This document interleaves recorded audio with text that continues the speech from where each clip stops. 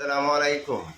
একটি বিশেষ ঘোষণা, এখনও যাদের যাদের ছেলে মেয়ে স্কুলে পাঠান নাই, অবশ্য লেখাপড়া ছেড়ে দেওয়ার উপক্রম হয়েছে। আমি অনুরোধ করছি আপনারা যাতে আপনাদের ছেলে মেয়েকে অবশ্যই স্কুলে পাঠিয়ে দেন। দেখুন, আজকাল যুগে আমাদের ছেলে মেয়ে আমাদের অঞ্চলের ভবিষ্যৎ।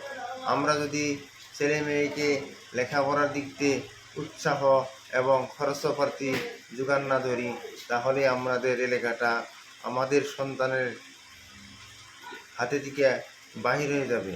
দেখেন, আজকাল এলপি বা এমই স্কুলে বিভিন্ন ধরনের শিক্ষক নিযুক্তি হয়েছে। উক্ত শিক্ষক নিযুক্তিতে আমাদের লোকাল ছেলে মেয়ে কখনোই চাকরিতে অংশগ্রহণ করতে পারে নাই।